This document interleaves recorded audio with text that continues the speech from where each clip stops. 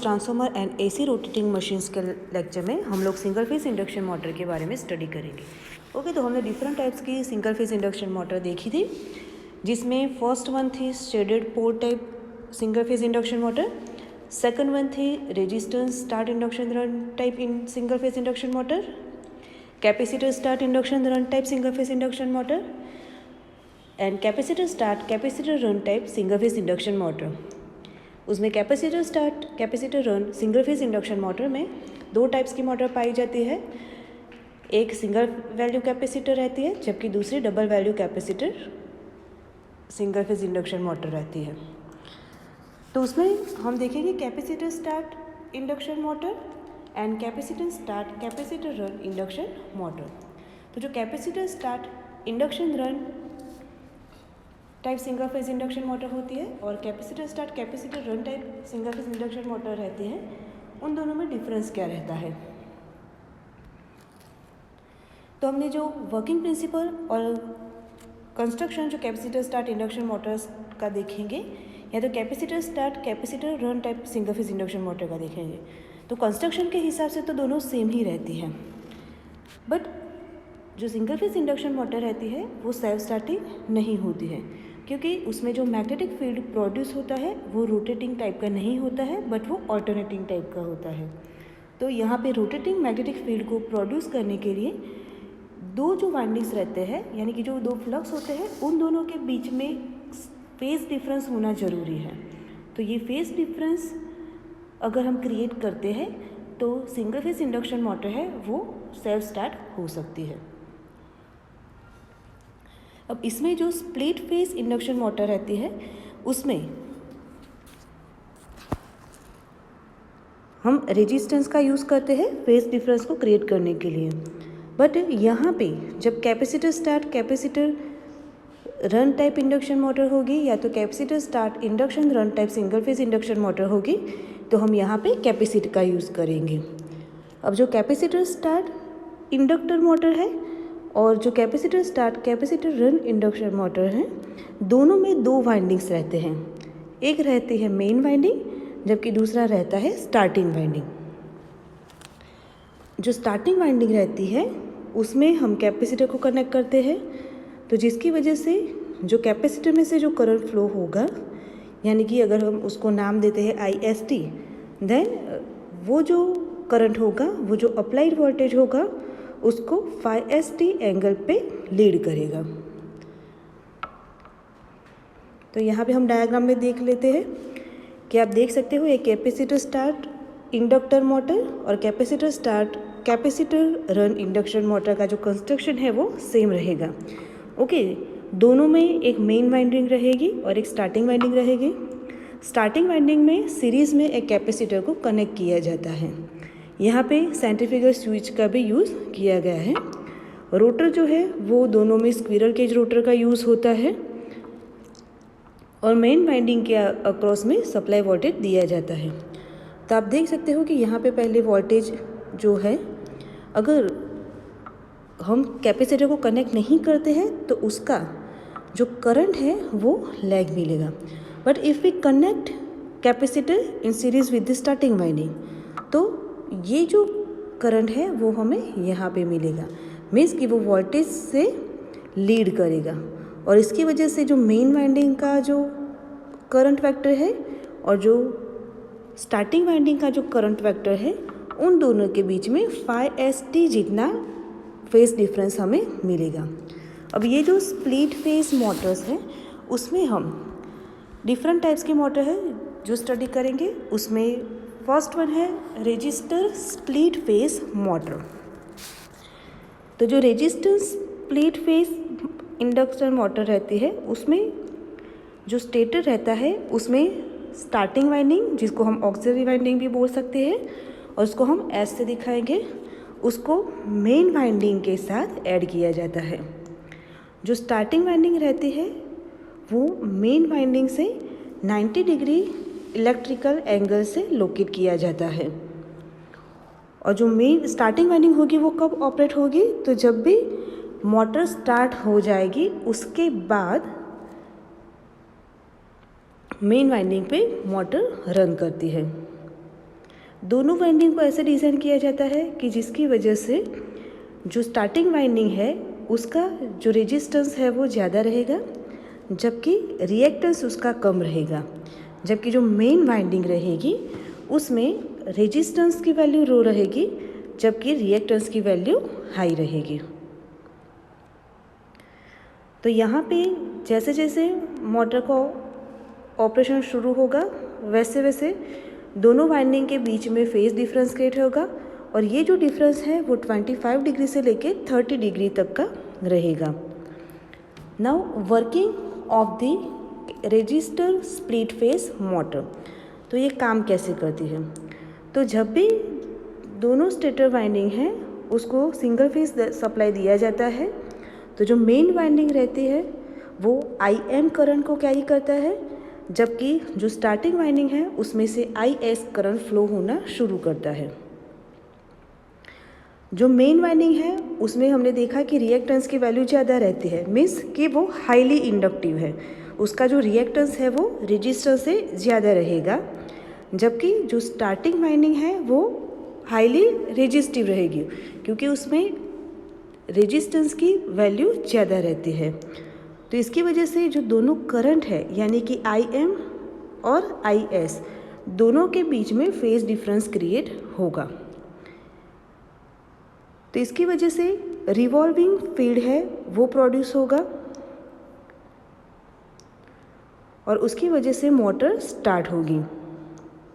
अगर हम starting torque को TS से दिखाते हैं, so TS is equal to KIM IS sine phi, जहाँ पे K है वो कांस्टेंट है और उसका जो मैग्नीट्यूड है वो मोटर के डिज़ाइन पे डिपेंड करता है। जब भी मोटर उसकी जो सिंक्रोनस स्पीड है उससे 75% स्पीड पे पहुंच जाती है तो सेंट्रीफ्यूगल स्विच होती है वो सर्किट को ओपन कर देती है और इसकी वजह से स्टार्टिंग वाइंडिंग जो है वो सर्किट में से निकल जाता है, जिसको हम ऑक्सिलरी वाइंडिंग भी बोलते हैं। और उसके बाद जो सिंगल फेज इंडक्शन मोटर है वो ऑपरेट होती है और वो कंटिन्यूस एक्सेलरेट होती रहती है जब तक उसकी नॉर्मल स्पीड पहुंच जाती है तब तक। उसकी जो नॉर्मल स्पीड रहती है वो सिंक्रोनस स्पीड से कम रहती है और वो मोटर के लोड पे डिपेंड करती है। तो यहाँ पे आपको रेजिस्टर स्प्लिट फेज मोटर का कंस्ट्रक्शन दिखाया गया है। ओके, तो रेजिस्टर स्प्लिट फेज मोटर में दो वाइंडिंग, कोई भी स्प्लिट फेज इंडक्शन मोटर जो रहेगी उसमें मेन दो वाइंडिंग हम यूज़ करते ही है, एक होगी मेन वाइंडिंग और दूसरी होगी स्टार्टिंग वाइंडिंग। सिर्फ यहाँ पे क्या डिफरेंस होगा कि जब भी हम रेजिस्टर स्प्लिट फेज मोटर का यूज़ करते हैं तो उस टाइम पे जो दो वाइंडिंग अपन यूज़ करते हैं तो उसमें एक वाइंडिंग होगा उसका इंडक्टेंस ज़्यादा होगा, दूसरा वाइंडिंग होगा उसका रेजिस्टेंस ज़्यादा होगा। मीन्स कि एक वाइंडिंग होगा वो हाईली रेजिस्टिव होगा, दूसरा वाइंडिंग है वो हाईली रिएक्टिव होगा। और इसकी वजह से दोनों की जो करंट है यानी कि IM और IS दोनों के बीच में एक फेज डिफरेंस क्रिएट होता है जो हमें यहाँ पे दिखाई दे रहा है। ओके, जो वेक्टर डायग्राम में हमें दिखाया है कि IM यानी कि मेन वाइंडिंग में से करंट जो फ्लो हो रहा है वो, और IS यानी कि स्टार्टिंग वाइंडिंग, इन दोनों के बीच में अल्फा जितना एंगल क्रिएट हो रहा है। So this is the theory of resistor split phase motors. Next one is the capacitor split phase motors, और जिसको हम बोल सकते हैं कैपेसिटर स्टार्ट मोटर्स। ओके, तो कैपेसिटर स्टार्ट मोटर्स में एक तो capacitor start induction run type single phase motor भी रहती है और capacitor start capacitor run type single phase induction motor भी रहती है। तो कैपेसिटर स्प्लिट फेज मोटर्स के बारे में हम स्टडी करेंगे। तो कैपेसिटर स्प्लिट फेज मोटर है उसका जो कंस्ट्रक्शन है वो same resistor split phase motor के जैसा ही रहेगा। सिर्फ डिफरेंस क्या होगा कि जो स्टार्टिंग वाइंडिंग है वो मेन वाइंडिंग की तरह काम करेगी। इसके अलावा दूसरा डिफरेंस है कि यहाँ पे कैपेसिटर स्प्लिट फेज मोटर है यानी कि कैपेसिटर है उसको हम स्टार्टिंग वाइंडिंग के साथ सीरीज़ में कनेक्ट करेंगे। यहाँ पे कैपेसिटर की वैल्यू को ऐसे चूज़ किया जाता है कि जिसकी वजह से जो स्टार्टिंग वाइंडिंग का जो करंट है वो 80 डिग्री के करीबन लीड करेगा। तो इसकी वजह से जो एंगल है वो हमें रजिस्टर स्टार्ट मोटर से ज़्यादा मिलेगा। यहाँ पे जो स्टार्टिंग टॉर्क मिलेगा, यानी if we take starting torque S T S, then T S is equal to K I M I S sine phi. तो यहाँ पे जो हमें टॉर्क मिलेगा वो स्प्लिट फेज मोटर से ज़्यादा मिलेगा। फिर से जब स्टार्टिंग वाइंडिंग है, जब भी मोटर है वो 75% ऑफ सिंक्रोनस स्पीड से ज़्यादा स्पीड पे रन होने लगेगी, तो जो सेंट्रीफ्यूगल स्विच है उसकी हेल्प से जो स्टार्टिंग वाइंडिंग है वो ओपन हो जाएगी और उसके बाद जो मोटर है वो सिंगल फेज इंडक्शन मोटर की तरह रन करेगी जब तक उसकी नॉर्मल स्पीड मिल जाती है तब तक। तो this is the construction of capacitor split phase motor, यानी कि सिर्फ रजिस्टर स्प्लिट फेज मोटर है उसमें हम कैपेसिटर का यूज़ नहीं करते, जबकि कैपेसिटर स्प्लिट फेज मोटर्स है उसमें हम कैपेसिटर का यूज़ करते हैं और कैपेसिटर की वैल्यू ऐसे चूज़ करते हैं कि जिससे जो एंगल क्रिएट होता है वो 90 डिग्री से कम हो, यानी कि 80 डिग्री के करीबन हमें एंगल मिलेगा। तो यहाँ पे आप देख सकते हो auxiliary winding, main winding, capacitor is connected in series with the auxiliary winding, squirrel cage type rotor. Now here the angle between main winding and the starting winding is 80 degree. Okay, so this is the theory of capacitor start, capacitor run type single phase induction motor. Now capacitor start and capacitor run type induction motor. तो capacitor start capacitor run type induction motor है वो भी capacitor start motor की तरह ही काम करती है, but यहाँ पे क्या होगा, जो स्टार्टिंग वाइंडिंग है वो स्टार्टिंग के बाद ओपन होगा नहीं। लाइक दूसरी मोटर्स में हम क्या करें, स्प्लिट फेज मोटर में जो स्टार्टिंग वाइंडिंग है वो जब भी सिंगल फेज मोटर उसकी जो सिंक्रोनस स्पीड रहती है उससे 75% जितनी स्पीड उसको मिल जाती है, उसके बाद जो स्टार्टिंग वाइंडिंग है वो ओपन हो जाते हैं सेंट्रीफ्यूगल स्विच की हेल्प से। बट यहाँ पे क्या होगा, जो स्टार्टिंग वाइंडिंग है वो ओपन होगा नहीं और उसकी वजह से दोनों वाइंडिंग्स जो है वो सप्लाई के अक्रॉस थ्रू आउट रहेंगे, यानी कि स्टार्टिंग में भी रहेंगे और रनिंग कंडीशन में भी रहेंगे।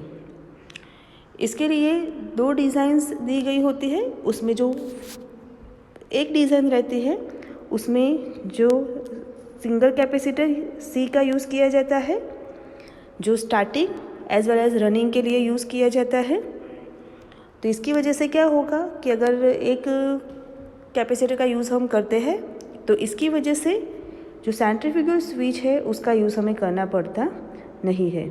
इसके अलावा दूसरा उसका बेनिफिट है कि पावर फैक्टर भी इम्प्रूव होता है और इसकी वजह से जो मोटर की एफिशिएंसी होती है वो भी बढ़ जाती है। जबकि दूसरी टाइप की जो डिज़ाइन है उसके अंदर दो कैपेसिटर का यूज़ किया जाता है जिसको हम बोलते हैं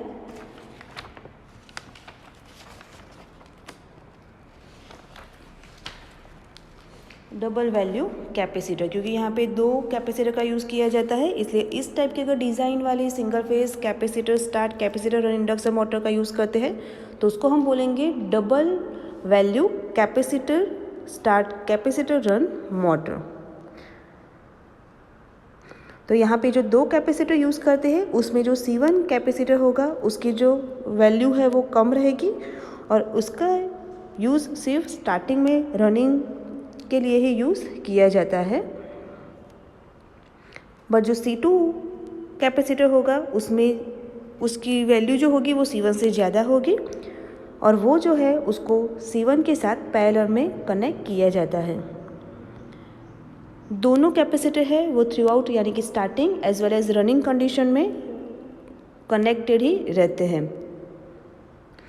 जो स्टार्टिंग कैपेसिटर C1 है उसको डिस्कनेक्ट किया जाता है कि जब उस जो कैपेसिटर C1 है उसको ही हम डिस्कनेक्ट करेंगे जब सिंक्रोनस स्पीड 75% तक पहुंच जाती है तब।